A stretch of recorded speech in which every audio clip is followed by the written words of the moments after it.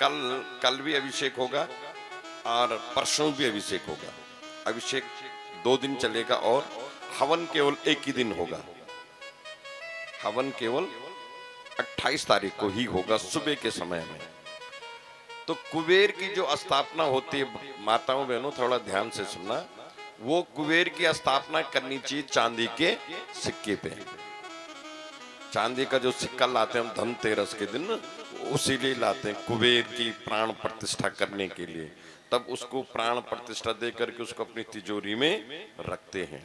यहाँ जब इसकी जब पूजा होती है, पार्थिव लिंगों की प्राण प्रतिष्ठा हो रही है, तो आप अगर लापरवाही नहीं करें और ढंग से नहीं करें तो आप अपना सिक्का ला करके और उसको इसमें रख करके और उसकी प्राण प्रतिष्ठा करा के, और फिर जैसे पंडित जी बोलेंगे कि आप प्राण प्रतिष्ठा हो गई, आप अपनी अपनी चीजों को अपने जेब में रख लो, तो उसकी प्राण प्रतिष्ठा हो जाती है। और उस कुबेर को फिर कहाँ रखते हैं?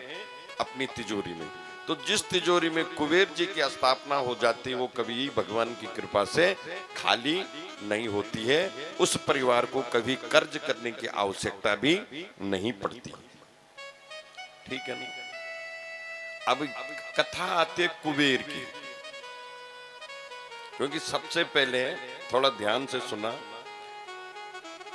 ध्यान से सुनिए कि बिनु धन धर्म न होए खगेसा और बिनु हरि भजन न मिटे कलेसा। धन तब धर्म तभी होगा जब आपके पास धन होगा, और जब धन नहीं होगा तो फिर धर्म कैसे होगा? तो बिनु धन धर्म न होए खगेसा। और कलेश कब जाएंगे घरों के? जब भगवान का भजन होगा, भगवान का चिंतन होगा, तो घर के कलेश भी दूर होंगे। अब माताओं बहनों हरि कथा प्रेमियों, ध्यान पूर्वक आप इस प्रसंग को सुनो कि एक यज्ञदत्त नाम का एक ब्राह्मण था। उसका पुत्र का नाम था गुणनिधि। क्या नाम था? गुणनिधि। ये गुणनिधि लंपट हो गया। इसने संगति, गंदी संगति की, और संगति का ऐसा बुरा प्रभाव होता है।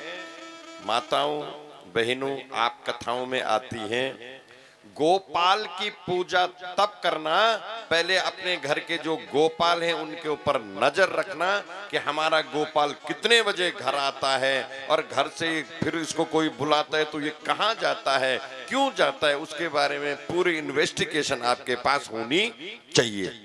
पहले उस गोपाल को संभालो जिस गोपाल की आवश्यकता है।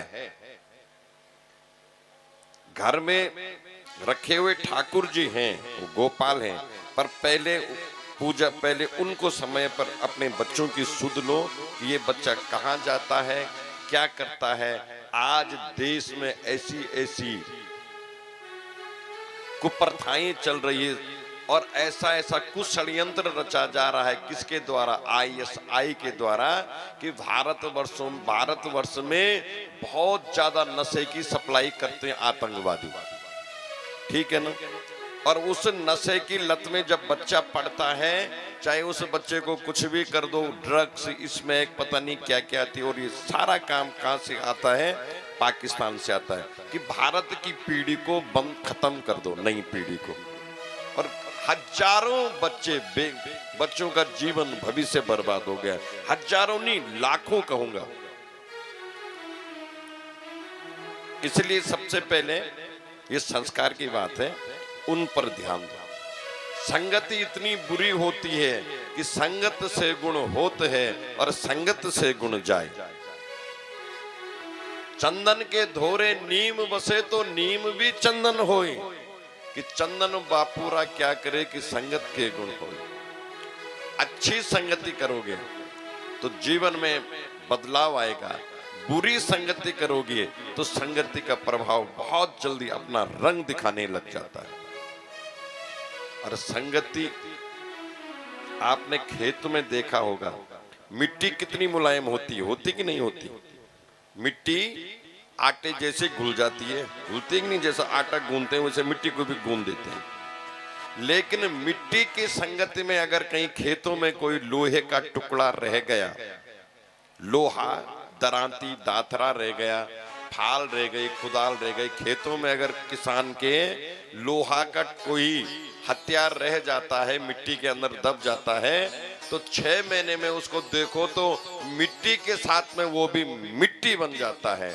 तो जब लोहा मिट्टी की संगति से मिट्टी बन सकता है, तो अब लगा लो ये है संगति का असर। संगति ऊंची रखना।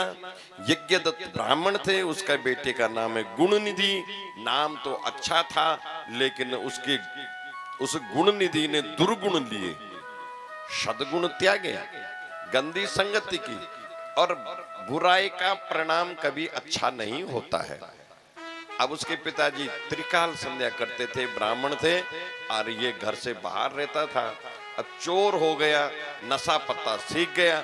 घर की जो संपत्ति थी धीरे धीरे कभी अपनी माँ के कान के बेचे, कभी नाक की बेची, कभी गले का बेचा, कभी हाथ के बेचे, कभी पैरों का बेचा, और जो भी सोना चांदी था सब बेच बेच के खा गए। माता पिता मर गए, जो कुछ भी घर परिवार था सब नशे में बेच गया, कुछ भी नहीं था इसके पास।